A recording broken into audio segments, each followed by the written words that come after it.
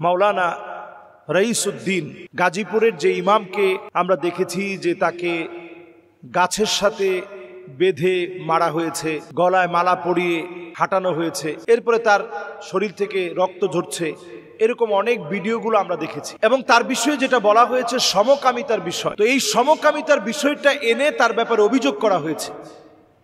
একজন ইমাম, একজন আলেম, সমাজের কত বড় দর্পণ একজন আলেম আপনি চিন্তা করেন। নবীজি বলতেছে লাইসা মিন্না, ওই লোকটা আমার দলভুক্ত হতে পারে না, মাল্লাম ইয়ারিফ লিআলিমিনা হাক্কাহু, যে আমার আলেমের হক জানে না, ওই লোকটা আমার দলভুক্ত হতে পারে না। তাহলে আলেমের একটা হক হচ্ছে আলেমকে আপনি সম্মান করবেন, আলেমকে আপনি ইজ্জত করবেন, আলেমের মর্যাদা রক্ষায় প্রয়োজনে আপনি আপনার জীবন দিয়ে দিবেন। কিন্তু যদি আলেম অন্যায় করে, সেই অন্যায় যদি আলেমের প্রমাণিত হয়, তাহলে তার ব্যাপারে শাস্তি তো নিশ্চিত করতে হবে। এটাও ইসলামের সত্যতা, ইসলামের সৌন্দর্য। কোন ব্যক্তি যদি অন্যায় করে ফেলে তার শাস্তি হতে হবে।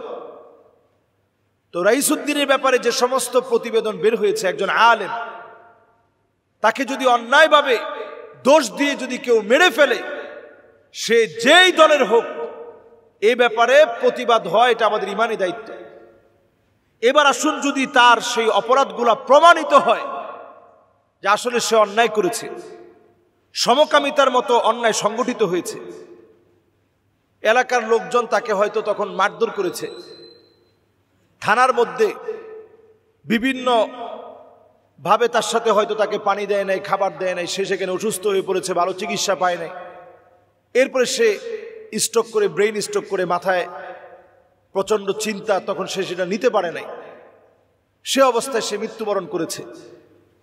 আমি এই ক্ষেত্রে কয়েকটি বার্তা দিতে চাই সমস্ত মানুষের জন্য। এর মধ্যে 1 নাম্বার বার্তা হচ্ছে, আলেমদের পরিবারকে কাছে রাখার জন্য দেশ গ্রামে, এমনকি ঢাকা শহরেও আলেমদের একটা বেতন আপনারা নির্ধারণ করেন, সুন্দর বেতন ইমামদের, যেই বেতনের দ্বারা তারা পরিবার নিয়ে সুন্দর করে থাকতে পারবে, দুমুঠো খেয়ে পরিবার নিয়ে ভালো থাকতে পারবে। এটা নিশ্চিত করতে হবে। এটা নিশ্চিত না করলে একজন বিবাহিত মানুষ, শরীয়ত যেটা অ্যালাউ করে না যে লম্বা সময় তিনি তার স্ত্রীকে ছাড়া থাকবে, এটা শরীয়ত অ্যালাউ করে, এটা হারাম। লম্বা সময় আপনি স্ত্রীর বাইরে থাকবেন, কোরআন হাদিস এটা কোনোভাবেই অ্যালাউ করে না। এজন্য ছুটি নিশ্চিত করা, তার জন্য একটা কোয়ার্টার থাকা যেখানে সে তার পরিবার নিয়ে থাকবে। এরপরে প্রত্যেকটা মসজিদ সিসি ক্যামেরার আওতায় আনা, এটা প্রত্যেকটা মসজিদের কমিটিরও দায়িত্ব, এলাকাবাসীর দায়িত্ব। মসজিদ, মাদ্রাসা এগুলো আমাদের অত্যন্ত সেনসিটিভ একটা জায়গা।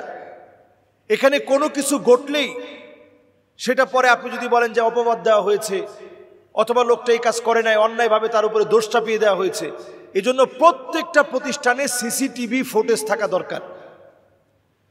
এরপরে বলবো, যদি এইরকম কোনো অন্যায় করে থাকে, বাংলাদেশের আইনকে সংশোধন করে মৃত্যুদণ্ডের আইন নিশ্চিত করা দরকার।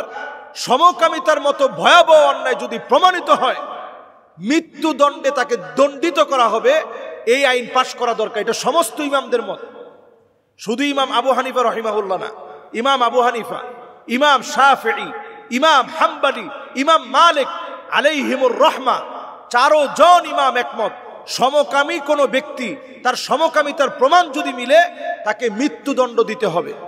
আইনানুগভাবে নতুন বাংলাদেশে আওয়াজ ওঠা দরকার। শুধু ধর্ষণকারীদের শাস্তি না, সমকামিতা প্রমাণ হলে, বলাৎকারের অন্যায় যদি প্রমাণিত হয়, তাহলে তাকে মৃত্যুদণ্ডের শাস্তিতে দণ্ডিত করতে হবে, মৃত্যুদণ্ডের শাস্তিতে দণ্ডিত করতে হবে। আমরা এলাকাবাসীর বিভিন্ন ভিডিও দেখেছি যেখানে ইমামের ব্যাপারে এমন সব কথা বলেছে তারা, এগুলো থেকে আমাদের সংশোধনী প্রয়োজন। হ্যাঁ, একজন ইমাম সাহেব তো মুসল্লিদের সঙ্গে মিশবে, সর্বোচ্চ মিশবে।